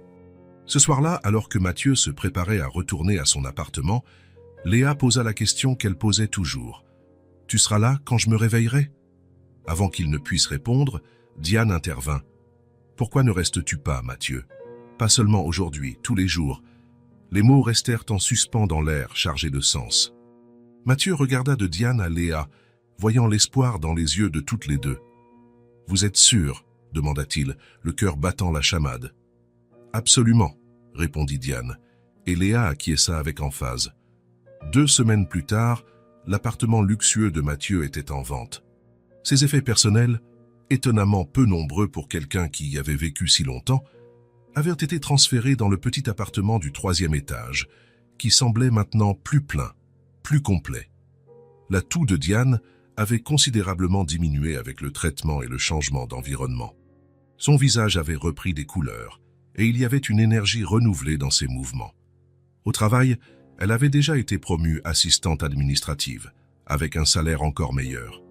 Quant à Léa, elle restait déterminée à devenir médecin un jour, plus inspirée que jamais après l'expérience de sa mère. « Je vais étudier les maladies pulmonaires », déclara-t-elle un soir au dîner, « pour que personne d'autre ne tombe malade comme maman. » Mathieu et Diane échangèrent un regard, tous deux ressentant la même fierté. La vie n'était pas parfaite. Il y avait des jours difficiles, quand la maladie de Diane la laissait plus fatiguée ou quand des soucis financiers surgissaient encore. Mais il y avait une différence fondamentale. Maintenant, ils affrontaient tout ensemble, en tant que famille. Une famille qui était formée par hasard, par le destin, ou peut-être par la connexion entre deux jeunes femmes sur une vieille photo. Deux amis qui, sans le savoir, avaient préparé le chemin pour que leurs enfants se rencontrent des décennies plus tard. Un dimanche après-midi, en observant Diane et Léa mettre la table pour le déjeuner, Mathieu pensa à la façon dont sa vie avait changé, à l'homme d'affaires solitaire qu'il était, à l'homme épanoui qu'il était devenu. « À quoi tu penses ?» demanda Diane, remarquant son regard lointain. Mathieu sourit. « À la façon dont vous m'avez sauvés toutes les deux. »« Nous ?» Diane semblait surprise. « C'est toi qui nous as sauvés, Mathieu. » Il secoua la tête, s'approchant pour l'enlacer. « Non, vous m'avez donné bien plus que je ne pourrais jamais rendre. Vous m'avez donné un foyer. » Et là, dans ce petit appartement, entre des sourires sincères et un amour véritable, Mathieu Lefebvre comprit enfin ce que sa mère avait toujours essayé de lui enseigner. Que le vrai succès ne se mesure pas en argent ou en pouvoir, mais par la capacité à faire une différence dans la vie de ceux que nous aimons. Et selon ce critère, il n'avait jamais eu autant de succès. Le printemps était revenu, apportant des fleurs dans les parterres de la ville et une brise tiède annonçant des jours plus longs. Une année entière était écoulée depuis que Mathieu avait acheté une paire de chaussures à une fillette qu'il connaissait à peine. Une année de transformation, de découverte, d'un amour qui avait grandi naturellement, comme une plante qui trouve enfin le bon sol. L'appartement du 3e étage ne semblait plus si petit. Ou peut-être que Mathieu avait appris que l'espace ne se mesurait pas en mètres carrés, mais en moments partagés. Les murs avaient été repeints, un projet de week-end que les trois avaient réalisé ensemble, entre rires et éclaboussures de peinture. La cuisine avait de nouvelles étagères, fabriquées par Mathieu avec la supervision technique de Léa. Le vieux canapé avait été remplacé par un plus confortable, assez grand pour accueillir 3 personnes les soirs de film. Petit changement, grande signification. Cet après-midi de samedi, Mathieu était seul à la maison, préparant le dîner pendant que Diane participait à une réunion à elle et école de Léa. Quelque chose à propos d'un projet de sciences spéciales pour lequel la fillette avait été sélectionnée. Il sourit en pensant à l'enthousiasme de Léa, qui parlait sans cesse de cellules et de microscopes depuis toute la semaine. Le bruit de la porte s'ouvrant interrompit ses pensées. « Mathieu !» La voix de Léa remplit l'appartement avant même qu'il ne puisse voir son visage radieux apparaître dans la cuisine. « Devine quoi ?»« Laisse-moi réfléchir. » Mathieu feignit la concentration, s'essuyant les mains sur le tablier qu'il portait. « Tu as gagné un prix Nobel ?»« Presque. » Léa rit, jetant son sac à dos sur le canapé et courant vers lui. « Mon projet a été choisi pour la foire scientifique régionale. » « Waouh, c'est incroyable !» Mathieu se pencha pour recevoir le câlin enthousiaste de la fillette. « Je savais que tu y arriverais. » Diane entra juste derrière, l'air tout aussi fier, bien qu'un peu plus réservé. « Madame Lambert a dit que c'est la première fois en 5 ans qu'un élève de CP est sélectionné, » expliqua-t-elle en suspendant son manteau. « Notre petite génie. » Léa rougit légèrement, mais son sourire ne diminua pas. « Je ne suis pas un génie. J'aime juste beaucoup les sciences. Et tu as travaillé très dur, » ajouta Mathieu en caressant les cheveux blonds de la fillette. « Ça mérite une célébration. Que diriez-vous d'une glace après le dîner ?»« Oui. » Léa sauta, excitée, avant de se souvenir de quelque chose d'important. « Mais avant, je veux vous montrer quelque chose. » Elle courut vers son sac à dos et sortit un cahier soigneusement couvert de papier bleu brillant. Mathieu reconnut le matériel. Ils l'avaient acheté ensemble le mois précédent, quand Léa avait décidé qu'elle avait besoin d'un cahier spécial juste pour ses notes de médecine.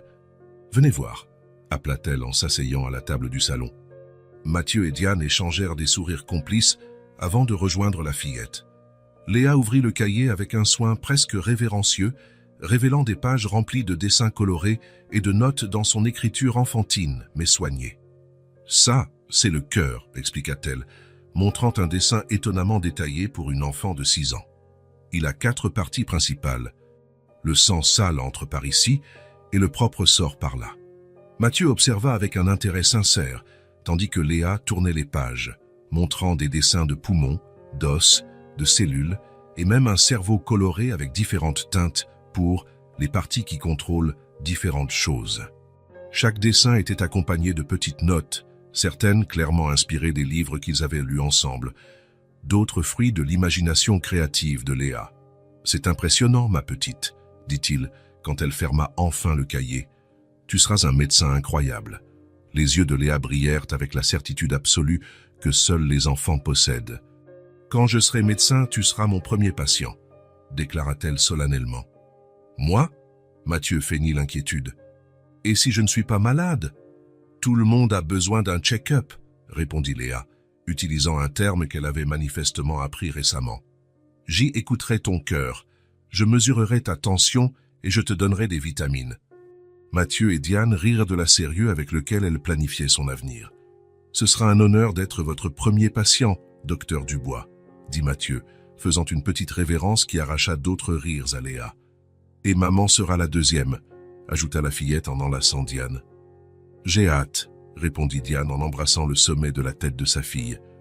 Après le dîner et la glace promise, Diane alla prendre une douche, laissant Mathieu et Léa seuls dans le salon. La fillette S était blottie à côté de lui sur le canapé, feuilletant à nouveau son précieux cahier de sciences. « Mathieu » demanda-t-elle soudainement, sans lever les yeux de son cahier. « Oui, ma petite. »« Toi et maman, vous allez vous marier ?» La question le prit au dépourvu. Lui et Diane n'avaient jamais discuté formellement de mariage, bien qu'ils vivent ensemble depuis des mois, partageant responsabilités, joies et soucis comme n'importe quelle famille. « Pourquoi tu demandes ça ?» répondit-il, gagnant du temps pour organiser ses pensées. Léa haussa les épaules, un geste qu'elle avait clairement appris de sa mère. « Thomas Leroy a dit que vous n'êtes pas une vraie famille parce que vous n'êtes pas mariés. » Mathieu sentit une pointe d'irritation envers ce Thomas Leroy qui, bien qu'il ait amélioré son comportement, semblait toujours avoir le don de perturber Léa occasionnellement. « Eh bien, Thomas Leroy a tort, » dit-il fermement. « Les familles existent sous toutes les formes et tailles. Ce qui fait une vraie famille, c'est l'amour, pas un morceau de papier. » Léa sembla considérer cette réponse un instant. « Mais vous vous aimez, n'est-ce pas ? » ?»« Énormément, » répondit Mathieu sans hésiter. « J'aime ta mère et je t'aime toi. » Cela sembla la satisfaire. Léa ferma son cahier et se tourna vers lui, ses yeux bleus fixés dans les siens avec cette intensité qui le surprenait parfois. « Tu savais que tu es mon meilleur ami ?» La simplicité de la déclaration frappa Mathieu avec une force inattendue. Dans toute sa vie d'adulte, entouré d'associés, de collègues et de connaissances, il n'avait jamais expérimenté la pureté de l'amitié que cette petite fille lui offrait. « Vraiment ?» demanda-t-il, la voix légèrement rauque. « Bien sûr », répondit Léa, comme si était évident. « Tu joues avec moi, tu m'aides avec mes devoirs, tu me racontes des histoires, et tu ne me mens jamais, jamais. » Elle fit une pause. « Et tu fais sourire, maman. C'est ce que font les meilleurs amis. » Léa se pencha et le serra fort, ses petits bras fins entourant son cou avec une force surprenante. « Tu es mon meilleur ami, » répéta-t-elle, le visage enfoui dans son épaule. Mathieu sentit ses yeux s'embuer. Il la serra en retour, respirant l'odeur de shampoing pour enfants et l'essence indéfinissable d'innocence qui n'appartenait qu'à elle. « Et toi, tu es ma meilleure amie, » répondit-il, la voix étranglée par les émotions. Quand Diane revint au salon, elle les trouva encore enlacés. Mathieu, les yeux fermés, une expression de paix absolue sur son visage. Elle sourit, observant silencieusement la scène un moment, avant de les rejoindre sur le canapé. « Câlin de groupe ?» demanda-t-elle avec un sourire. Léa Neuès écarta que juste assez pour tendre un bras et inclure sa mère dans l'étreinte. Les trois restèrent ainsi un moment, connectés, complets. Plus tard, après que Léa se soit endormie, Mathieu s'arrêta dans le salon pour contempler les petits changements qui faisèrent de cet endroit un véritable foyer. Au mur, encadré avec soin, se trouvait le vieux dessin que Léa avait fait des mois auparavant. 2 bonshommes allumettes, se tenant la main sous un grand cœur rouge. Sur elle étagère, occupant une place de choix, la photo des 2 jeunes mères enlacées, souriant à l'appareil photo sans savoir que leurs enfants se rencontreraient des décennies plus tard. « À quoi tu penses ?» demanda Diane, l'enlaçant par derrière. Mathieu sourit, couvrant ses mains des siennes. « À la chance que nous avons. »« C'est vrai, n'est-ce pas ?» Elle appuya sa tête sur son épaule. « Qui aurait cru qu'une paire de chaussures changerait nos vies ?» Mathieu se tourna pour lui faire face, touchant doucement son visage. « Ce n'étaient pas les chaussures. C était Léa. C était toi. C était... le destin, peut-être. » Diane sourit, ce sourire qui faisait encore battre son cœur plus vite. Le destin. J'aime bien ça. Maintenant, il y avait une famille de plus dans cette maison. Pas la famille que l'un d'eux avait planifiée ou attendue, mais la famille qu'il devait être. Et un foyer qui avait accueilli 3 cœurs, leur apprenant à battre au même rythme, au même diapason, sur la même chanson d'amour. Si cette histoire vous a touché le cœur, abonnez-vous à la chaîne et activez la cloche de notification pour ne pas manquer les prochaines. Laissez un j'aime, car cela aide à recommander cette histoire à davantage de personnes. À la prochaine histoire.